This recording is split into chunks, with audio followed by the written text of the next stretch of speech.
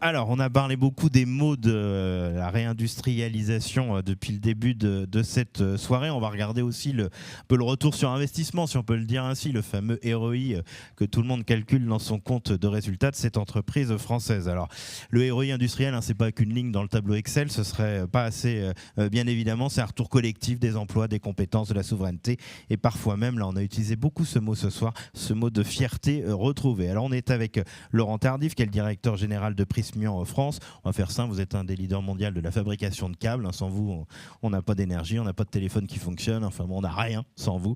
Et vous êtes vachement important en la matière, mais également président de la FIEC, au cœur des filières électrotechniques et énergétiques.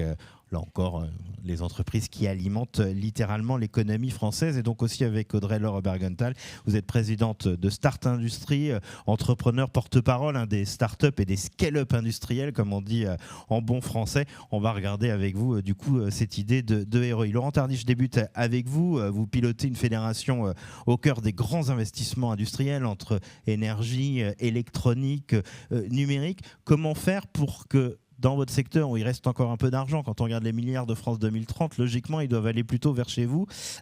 France 2030, le plan de relance, comment tout ça peut se traduire en usines concrètes et pas seulement en promesses? Que chez vous, il y a des choses qui marchent. Écoutez, bonjour à tous. La FIEC, c'est une fédération, comme on l'a dit, des industries électriques, électroniques, numériques. Et pour répondre à la question des milliards, je vais commencer par regardez dans le passé, dans l'histoire d'une fédération comme la nôtre, comment, en plus de 100 ans maintenant, nos adhérents, plus de 1000 adhérents, des grands groupes, des PME, des ETI, ont pu réussir un tour de force, c'est-à-dire aujourd'hui employer plus de 260 000 personnes en France, je crois, être capable d'exporter plus de 52% de ce qu'on produit dans nos usines en France, et être capable de dépenser près de 8% du chiffre d'affaires en recherche et développement. Donc comment l'ensemble de ce panorama d'entreprises dans ce métier-là a pu faire ça aujourd'hui? Et alors que certains peuvent dire « Ah, mais c'est une industrie différente des autres, c'est une industrie qui bénéficie d'un secteur porteur », c'est vrai. Mais la four, en même temps, on ne va pas s'en plaindre. Oui, bien sûr. Mais au-delà de ce que je viens de dire, et je pense que c'est ça qu'il faut regarder pour comprendre comment faire et où est-ce qu'il faut mettre notre argent, eh bien, on voit que dans toutes ces entreprises, dans tous ces groupes, on a réussi à fabriquer en France des leaders mondiaux. Là, vous pensez à Schneider, à Legrand? Je pense à Schneider Electric, je pense à Legrand, bien sûr, mais je pense aux distributeurs de matériel électrique qui sont peut-être là, Sonepar, Rexel. Je pense aux fabricants de câbles, bien sûr. Je pense à des gens comme Soitec et bien d'autres qui ont construit sur des racines françaises, sur le territoire, des groupes mondiaux, qui sont aujourd'hui, pour certains, des leaders mondiaux. Comment on a fait ça? Donc, comment on a fait ça? Et dans les analyses qu'on peut faire, nous, ce qu'on voit, c'est que la plupart du temps, bien sûr, des entrepreneurs, bien sûr des visionnaires, bien sûr des ingénieurs qui ont animé leurs entreprises pour les apporter et les amener vers ce destin, mais, et c'est ça le plus important, basé sur un marché domestique, un marché français qui était la base de leur activité de départ. Ils ont tous profité d'un grand opérateur électrique en France, ils ont tous bénéficié d'un marché français qui aimait faire des normes. Alors je sais qu'on a beaucoup parlé de normes aujourd'hui, mais moi j'aime parler des normes, les normes pour que chacun d'entre nous, quand on ramène un appareil à la maison ou pour le connecter à un système vidéo ou dans la cuisine, on arrive à le connecter, on arrive à le brancher. Pourquoi? Parce qu'on a normalisé tout ça. Et les normes françaises qui ont été établies, élaborées en France à l'aide de toute l'organisation de la fédération et surtout avec bien sûr tous les fabricants, ce sont même des normes que nous avons su exporter, parce que vous allez parfois dans d'autres pays et vous pouvez de la même façon vous brancher. Mais sachez que ces produits-là, ces normes-là, elles ont été inventées en France.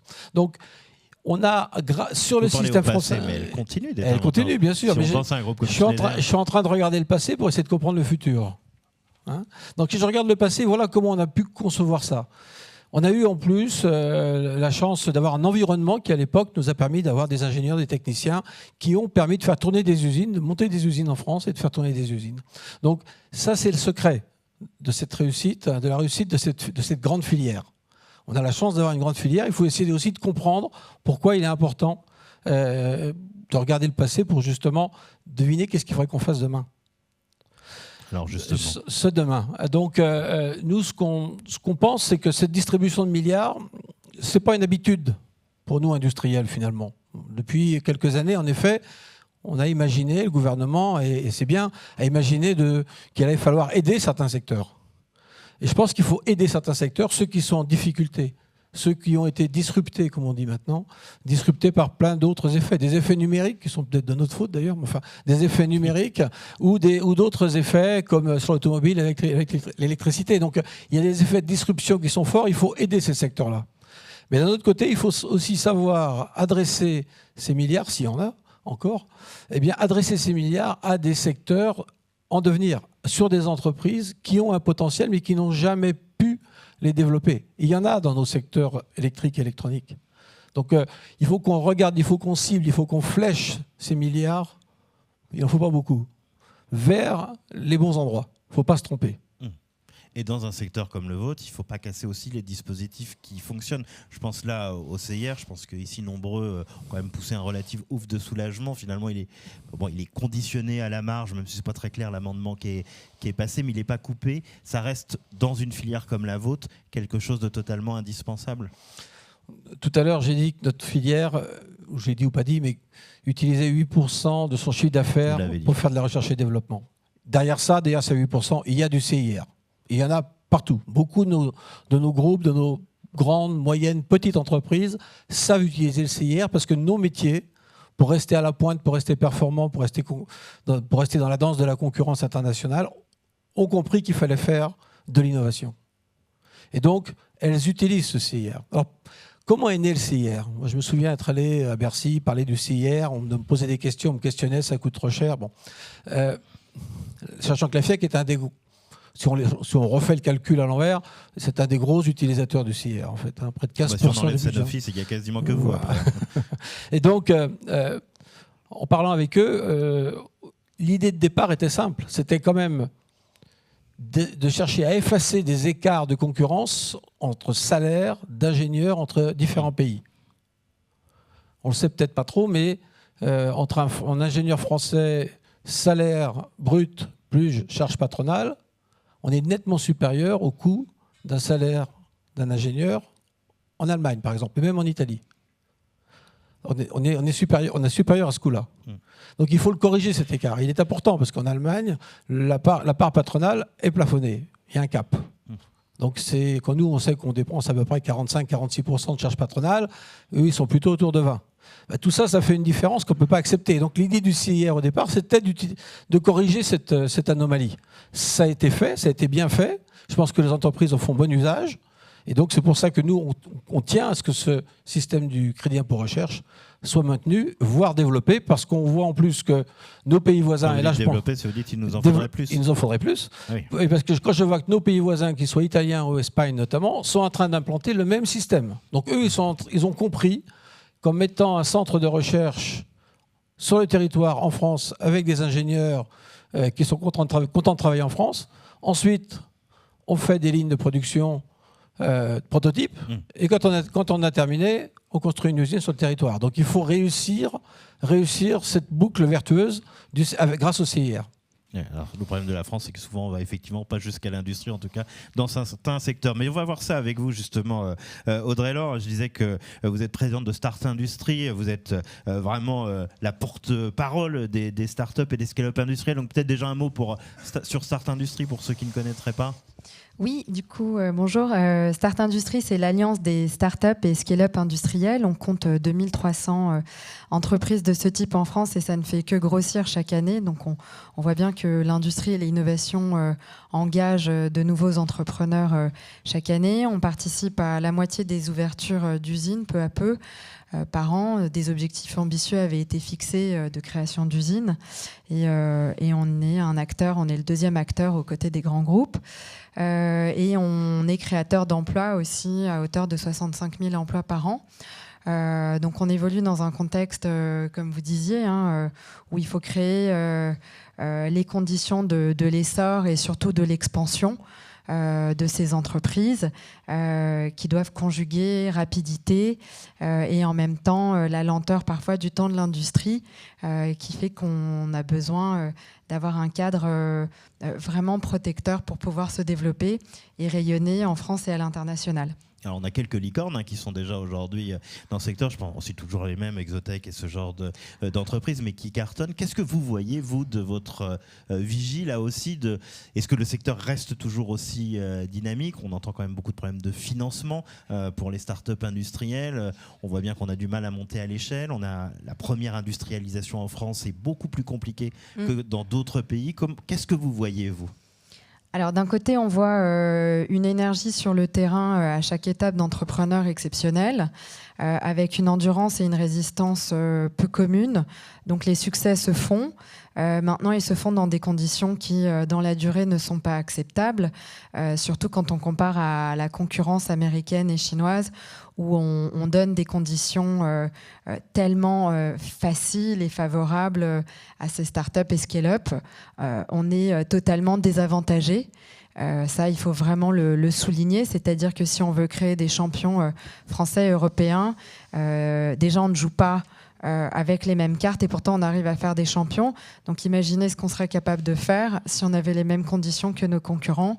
On serait probablement les meilleurs. Mais là, au-delà de tout, il y a aussi un inconscient. Quand j'ai préparé avec vos équipes cette table ronde, j'ai repris pas mal d'interviews que vous donniez. À chaque fois, vous dites il faut arrêter de punir l'échec en France parce qu'il faut se planter pour vraiment réussir derrière. Je caricature votre propos, mais c'est un peu ça.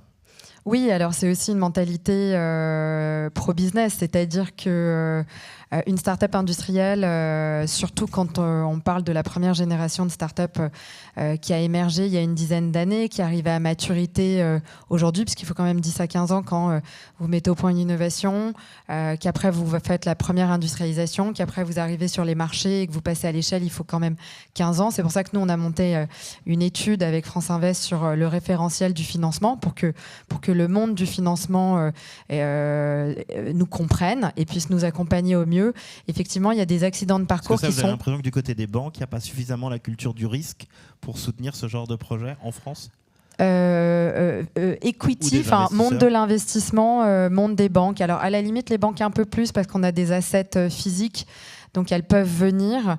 Par contre, les délais d'emprunt dans les banques sont trop courts par rapport à notre temps à nous, même des pays. Et par contre, sur le monde de l'investissement, nous, on avait prôné de bénéficier de l'initiative Tibi, qui était là pour faire redescendre de l'argent dans les fonds et d'avoir un fléchage vers les startups industrielles. Et on attend toujours que ça se matérialise et que les fonds n'aient pas peur de venir vers nous. Donc, comme je disais, oui, l'échec, c'est important de le valoriser parce qu'on a des entrepreneurs résilients. Mais surtout, le fond du problème, c'est que, en fait, une startup industrielle, elle va très vite emprunter et avoir... c'est très capex intensive au début sur plusieurs années, voire une dizaine d'années. Et beaucoup de mécanismes français et européens lisent les startups avec la règle des fonds propres. Donc fatalement, vous n'êtes pas en difficulté, mais vous êtes lu comme une entreprise en difficulté. Et à partir de là, toutes les portes de l'investissement, du financement public, du financement européen se ferment et vous devenez de facto une entreprise en difficulté. Et là, il n'existe pas de dispositif de rebond. On n'explique pas aux entrepreneurs comment faire. Et ceux qui rebondissent sont punis. Ça a été le cas de mon entreprise. Nous, on a rebondi, on a écrasé personne, on a respecté nos fournisseurs. Et en fait, il vaut mieux parfois disparaître et réapparaître sous un autre nom pour rebénéficier de toutes les dispositions. Donc c'est très particulier cette mentalité de ne pas savoir accepter la difficulté du terrain qu'on peut rencontrer et on est trop vite sanctionné. Laurent Tardif, j'en reviens à vous parce que pour avoir un bon ROI, il faut avoir aussi les bonnes équipes pour faire tourner les usines. C'est ce que disait le président Martin en ouverture sur compétences. C'est le point aussi mais cardinal de ce que vos adhérents vivent aujourd'hui. Trouver les bonnes compétences au bon moment, aux bons endroits, dans les bonnes usines. Oui, bien sûr. Alors, quand nos adhérents reviennent vers nous et nous expliquent quels sont leurs problèmes, en effet, les problèmes de recrutement sont souvent prépondérants. Mais quand on parle de recrutement, ce n'est pas un recrutement en nombre, c'est vraiment un recrutement en qualité ou en qualification. Et dans nos métiers, notamment dans le domaine électrique, il nous faut absolument des personnes qui sont passées par les filières de mathématiques, des filières de sciences et techniques, pour être capable d'appréhender nos propres technologies, nos propres techniques. Et pour ça, ensuite, bien sûr, nos entreprises font leur travail. Ils ont maintenant les capacités financières pour former à leur propre métier tous ces jeunes. Ce discours-là, il est très vaste. Je crois qu'on en a déjà beaucoup parlé cet après-midi. Je vais simplement essayer d'apporter 2 autres couleurs à ça. La première, on a parlé de la Chine. Et c'est vrai qu'en Chine, on a beaucoup d'ingénieurs. Hein. On savait qu'en France, on doit en ce moment diplômer 45 000 ingénieurs par an. En Chine, on en diplôme 1 million en ce moment. Il faut savoir qu'en Chine, une famille chinoise, et que l'enfant soit un garçon ou une fille d'ailleurs, exprimer un succès de la famille, c'est faire en sorte que ce garçon ou cette fille soit ingénieur. C'est la première question qui est posée. Si vous regardez le CV des dirigeants du Parti communiste chinois, vous allez voir que vous avez beaucoup d'ingénieurs.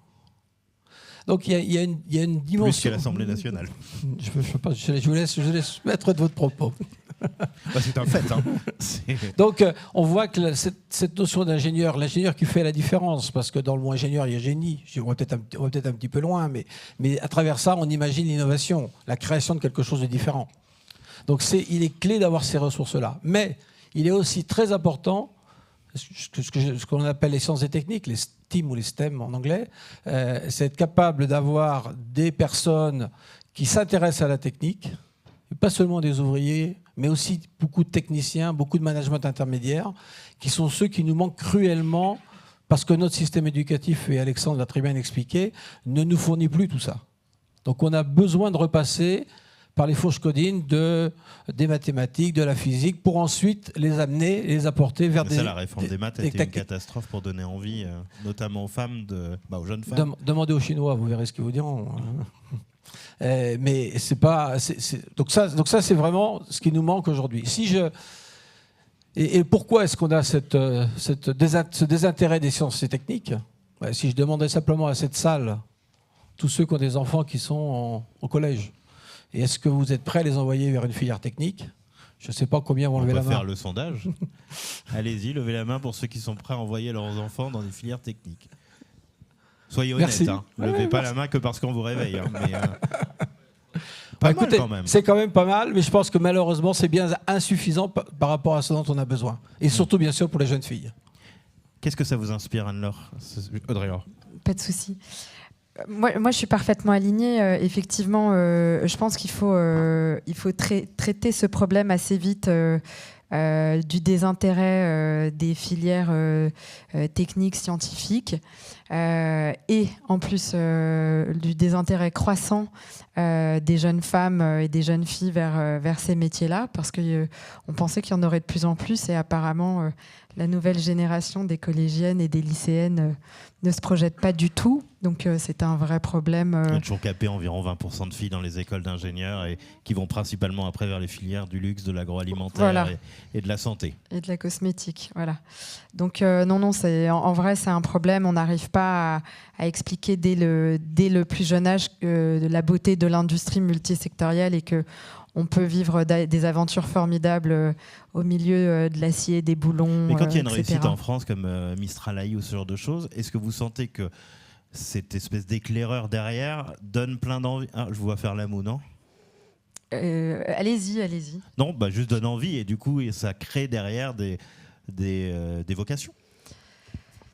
Alors, est-ce qu'on parle vraiment de Mistral AI dans les écoles ? Je ne suis pas sûre. Est-ce qu'ils l'entendent parler dans certaines maisons avec un certain niveau intellectuel ? Probablement. Donc déjà, il y a une différence sociale qui se crée très tôt. Aujourd'hui, on commence à vraiment lier le numérique, l'intelligence artificielle à l'industrie. Donc ça, c'est très positif quand c'est vu comme ça. Parce que moi, je le vois toujours du prisme industriel. Et qu'il n'y a pas d'intelligence artificielle sans outils, sans cartes, sans composants, sans électronique. Sans câbles, sans grands serveurs, etc. Donc sans qu'on soit là, petit et grand de l'industrie. Donc oui, c'est très bien, ça donne envie, c'est aspirationnel.